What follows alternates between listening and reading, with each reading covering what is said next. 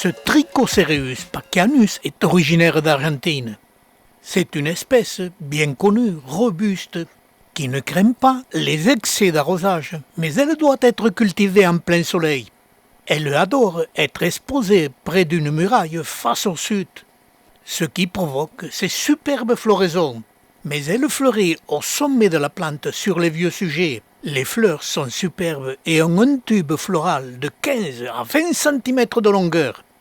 La fleur est diurne, elle s'épanouit avec élégance. Avec sa couleur blanche, elle est magnifique. Elle peut atteindre 20 cm de diamètre. Dans ma vie de passionné de cactus, j'ai vu un Trichocereus pacchianus qui avait atteint plus de 3 mètres de hauteur et dont les tiges à la base avaient plus de 15 cm de diamètre. C'était une souche qui avait plus de 70 ans. Et là, propriétaire de cette plante me disait qu'elle fleurissait abondamment pendant l'été. Chez moi, elle a commencé à fleurir quand elle a dépassé les 1 mètre de hauteur, avec un diamètre de 7 à 8 cm. Mais, pour ma part, j'ai surtout utilisé cette espèce comme porte-greffe. Et pendant plus de 50 ans, j'ai pu analyser les avantages et les inconvénients de ce porte-greffe. Le greffage est très facile à exécuter, voir nos vidéos. Cette espèce est aussi parmi les porte-greffes, celle qui assure les meilleurs succès de réussite. Je greffe sur un sujet entre 10 et 15 cm de hauteur. Je pratique ma section pour le greffage en gardant toujours 7 à 8 cm du sommet de la plante qui va pouvoir l'année suivante resservir pour un autre greffage. Mais avant, j'aurai toujours à pointer la base des sections, pratique qu'il faut faire à tous les porte-greffes. Mais parfois, la greffe n'a pas réussi. Et c'est l'occasion de garder ce porte-greffe pour qu'il émette des rejets. L'avantage de procéder comme cela pour obtenir des porte-greffes, c'est qu'ils sont de petits diamètres, qui s'adaptent parfaitement au diamètre du greffon. Autre avantage, et il n'est pas des moindres, la surface sectionnée pour prélever ce sujet ne dépasse pas les 7 à 8 mm de diamètre, ce qui diminue les grands risques de pourriture du bouturage.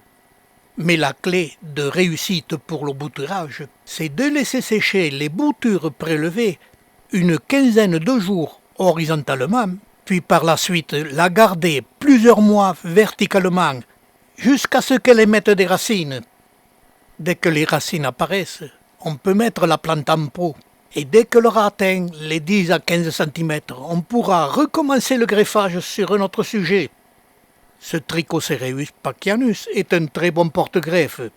Greffé comme ici avec un Copepoa cinerea qui a un développement très lent, le porte-greffe n'arrête pas d'émettre des sujets sur sa base, qu'il me faut sans cesse sectionner avec les risques de pourriture que cela peut provoquer.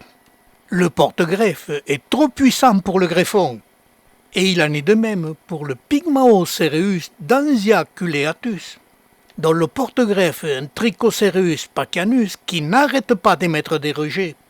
Et là aussi, le porte-greffe est trop puissant. Quand on regarde une potée de Trichocereus pacchianus, on voit bien que cette espèce a proliféré sur sa base. Si on ne sectionne pas une tige, jamais elle ne proliférera sur les sommets. Et c'est la raison pour laquelle mon Trichocereus pacchianus, comme porte-greffe, n'arrête pas de proliférer.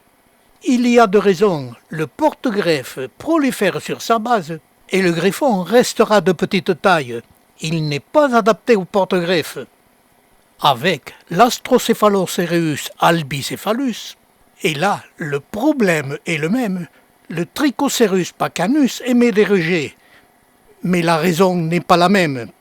Mon Astrocephalocereus albicephalus a un grand volume et son poids a fait coucher le porte-greffe. Et la nature ne pardonne pas. Le porte-greffe veut toujours partir à la verticale. Et il produit de plus en plus de rejets, ce qui à la longue neutralisera la poussée de greffon.